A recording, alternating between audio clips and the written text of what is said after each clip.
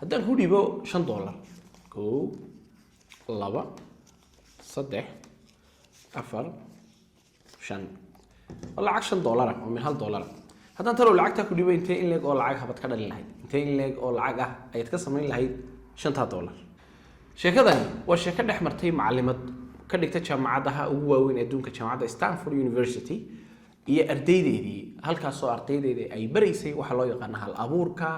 ganacsiga sideeba ganacsi cusub oo ardaygu iyo qofku uu la abuuri kara sheekada xiiso leh wax badan adiga way ku tari doontaa fiidiyogan dhamayso waxaan rajaynayaa wax badan ku kordhin doonta haddii Ilaahay yiraahdo lacag badan inaad ku hesho waa suurtagal mustaqbalka daawasho wanaagsan macallimadani waa macallimad jaamacadda Stanford University wax ka dhigta jaamacadda Stanford la yiraahdaa waa jaamacadda adduunka ugu qaalisan ardayda ugu khatarsan ay ka soo baxaan inta badan waayo waa jaamacad aad iyo aad tayadeeda loo ilaaliyo haddaba maalmaha ka mid ah ayaa macallimad wax u dhigta ardayda waxa u dhigtaa kulliyadda waxa weeye businesska ama ganacsiga gaar ahaan koorsada ay bixisaa oo koorsooyinka ku wajahan waxa loo yaqaan hal abuurka ama creativity-ga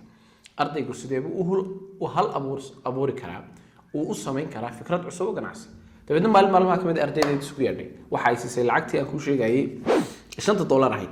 waxay ku tiri waxa weeye koox walba intay 16 kooxood fasalkii ay ka dhigtay koox waliba waxa ay haysataa $5 oo kaliya maalmo kooban oo kaliyana way haysataa qof kastaaba waa in uu lacagta ugu badan oo $5 uu ka dhaliyo dabadna ardaydii magaalada ay kala galeen waqti yarna waa la siiyay maalmo kadibna waxa la isugu imanayaa urur ama xaflad aad iyo aad u ballaaran taasoo koox waliba ay ku soo hal bandhigayso halabuurkeedii ganacsi talo halka iyada ah maxaa ka dhacay ardaydii qaar $5 waa ay qaateen dabadna waxa ay sameeyeen in ay isla markiiba waxa weeye ay galaan meelaha bakhtiyan nasiibka lagu ciyaaro turbaaba qaar ku ciyaareen dabadna waxa fikradooda ka dhaadhacsan $5 maxaa lagu cuni karaa lacag intee leeg bay soo saari kartaa waa lacag marka horeba yar dabadna waxa ay ku dadaaleen in bakhtiyan nasiibka malaha $5 ay dhigtaan lacag badan ay ku heli karaan bakhtiyan nasiibka bay galeen qaar kale xagga iyo turubka u jeestay turub far badan bay ciyaareen ciyaarta turubka waaba intaasi waxa ay ku helaan fikradaha noocaas oo kale waa fikradaha inta badan u dhow bakhtiyan nasiibka iyo nasiibka shul ama shil baa la yiraahdaa dabadna koox kale ay haddana soo gudubtay kooxdan kale waa dad iyaga u fikra sida caadiga ah waxay markiiba ay sameeyeen kooxdii koobaad in ay suuqii ay galeen lindanaan bay soo iibiyeen lindanaantii yarayd bay sharaab ka sameeyeen dabeedna koobka sharaabka ah si fiican waxa weeye loo habeeyay ee koobka quruxda badan ku jira ardayda jaamacadda ayaa laga iibinaya xogaa lacag ah ay halkaasna ay ka soo qabteen koox kale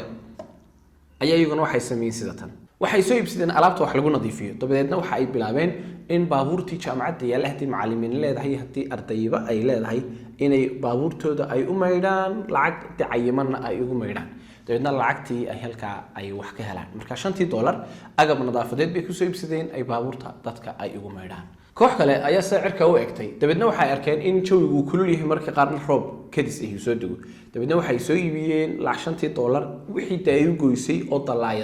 dalaayadahan roobka la isaga dhigo dabeedna qof kasta way ka kareynayaan intuu ka soo dhameysanayo muddo cayimanna waa loo qabanaya waanu soo celinaya marka waxay kareynayaan dalaayadaha roobka cidda la isaga dhigo qolo kale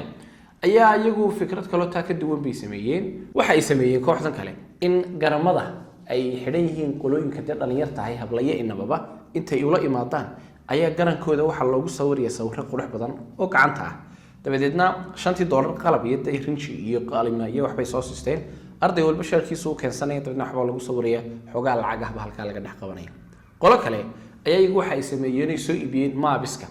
marka magaalada ay waxa way joogan magaalo weyn maadaama ay tahay inta hotel ee la seexdo inta hotel ee cuntada ah iyo mid walba maabka halka ay kaga taalo iyadoo ay ku cadeeyeen bay iibinayeen marka qofkii hadii hotel hebel uu doonayo aanu garanay maabkan uu eeganay marka waxay u soo dhaweynayeen fikradii ah qofka magaalada ku cusub in lagu caawiyo magaalada xogaa lacagahana maabka soo iibiyaan waa ay kiibsanayaan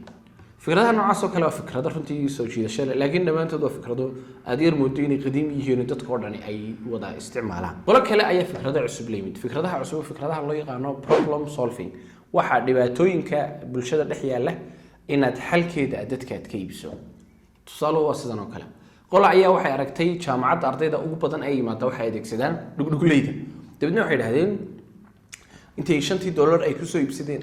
agaabka iyo alaabta naqaska lagu cabiro naqaska intee buu leeyahay miyuu kala dhiman yahay miyuu buuxa ayaa waxay dhahdeen arday kastoo dhugdhugley iyo wataa waxa weeye baaskiilad waxaanu cabiraynaa taayirkiisa naqaska ku jira marka haddii uu dhiman yahay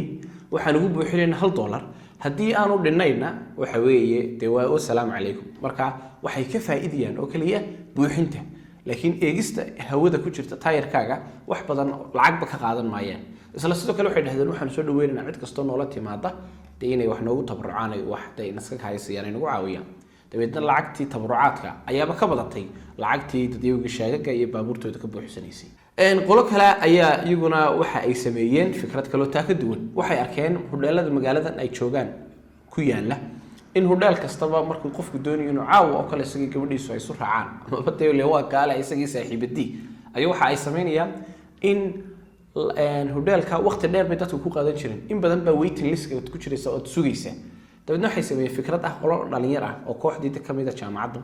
in ay hudheelada ugu waaweyn bay u tagayaan dabeedna xoranayaan miis hebel naga kare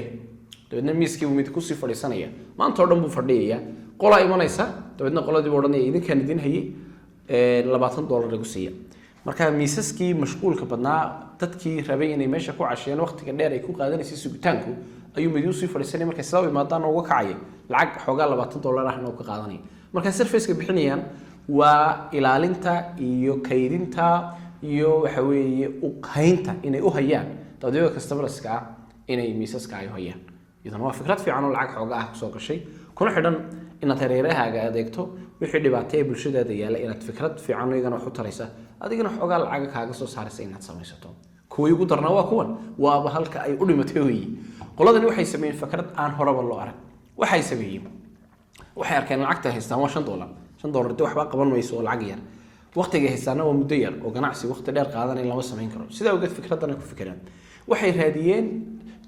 shirkadaha ardayda shaqaaleysiya adduunka waxa jira shirkado ardaydu markay sidaa soo qalin jabisa shaqaaleysiya oo shaqooyin siiya oo shaqooyinkaasi waa shaqooyin dadku meel gaar ardayga lacag kuma qaadanayo laakiin wuxuu ku qaadanayaa khibrad ku filan buu qaadanayo dabeedna jaamacaddan hadda la joogaana waa jaamacaddii ardayda adduunka ugu cadcad ugu lacagta badan leh ay dhigtaan dabeedna fikraddu waa sidaan waxay dhahdeen shirkadihii bay u tageen waxaanu tartan baan ku jirnaa xaflad baa la qabanaya xafladaasi waxa weeye 3 ama 4 cisho kadib waxa isugu imanayaan dhammaan ardayda jaamacadda isugu imanayaan sidaa awgeed maadaama dukutiin shirkadaha ardayda shaqaaleysiya waxa aanu sameynaynaa shirkadiina ayaan u xayisiinaynaa 5,000 ama 10,000 ama 20,000 ee arday ee xafladda ka soo qayb galay dabeedna shirkadihii way ka heleen waxay dhahdeen wallahi waxay siis aad iyo aad u wanaagsan oo meel kale aan laga helin hadda ogow muddada koox waliba ay haysataa ay soo bandhigayso fikradeedu marka xafladda la isugu yimaado 3 mirir oo kaliya 3 mirir bay shirkadihii ugu waaweynaa adduunka ay tageen dalka waxa la isugu yimid marka maanta waqtiga waa dhamaaday koox waliba waxay timid stage-kii iyo xafladda halkii lagu qabanayay qolo waliba fikradeeda sida aynu ka soo sheekeynay ka sheekaysay qoladii ugu dambeysay markii la marayay halkii laga rabay inay fikradoodii ganacsi ay xayisiiyaan ayaa waxay bilaabeen inay xayisiiyaan shirkad kale markaas la yaabo loo dhigto warda shirkad kale inaad xayisiisaan laydima soo laydinkuma yeedhin meesha maxaad idinku aad fikrad haysaan ganacsi waxay dhahdeen waxaan maanta oo dhan akhriyeynayba qola ayaan ka soo kareynay inta lacag inta leegna way nagu siiyeen $5 ee aadna siisay macallimad yahay waxaanu ku guuleysanay oo aanu ku helnay $650 oo lacag halkii waa lagu sacabiyay jaysadiina iyagu ay qaateen haddii ardayda inuu maskaxdooda loo furo oo loo daayo hal-abuurkooda lagana dhageysanayo in waxyaalo badan ay keensanayaan adiga 3 arrin baan ku siinaya si hal-abuuraad ganacsi aad u samayso 3 xal ama 3 fikradood oo kooban waa fikradda koobaad ee waxaa loo baahan yahay in bal hareerahaaga sidaa u eeg waxaad eegtaa mushkilad iyo dhibaato dadkaaga haysata isku day markaa inaad dhibaatadaada xalliso bulshadaada sidaa u eego xal waxaad u raadisaa boqolaalka mashaakil iyo boqolaalka dhibaatay dadku ka cabanaya fikrad kale iyaduna wanaagsan baan kugu kordhinaya oo ah waa inaad eegtaa waxyaalaha aad ku wanaagsantahay sida qoladii dhalinyarta ahayd waxay arkeen $5 inaanay waxba tarayn markaa wax kale ood ku wanaagsan tahay oo aad ku fiican tahay ganacsi ka samee qofkiiba wuxuu ku fiican mid baa macallina mid baa allahumma salli ala maxamed dillaah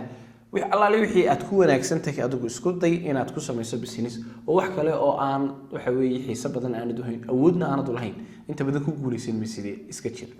ugu dambeyn markaa la samayn karaa fikrad hore u jiri jirtay ayaad isku daysaa in aad bedesho tirada 3 arrin inaad mushkilada aad raadiso inaad waxaad xoog iyo awood u leedahay aad awoodda saarto iyo in ganacsiyo fikrado hore oo jiray inaad hormariso saddexdaa arrinba waxay kaa saacideen inaad hal abuur ganacsi wanaagsan aad la timaadid waxaan ku rajaynaya ganacsi wanaagsan inuu hadda isleeyahay ganacso hadduu ilaahay dhahdo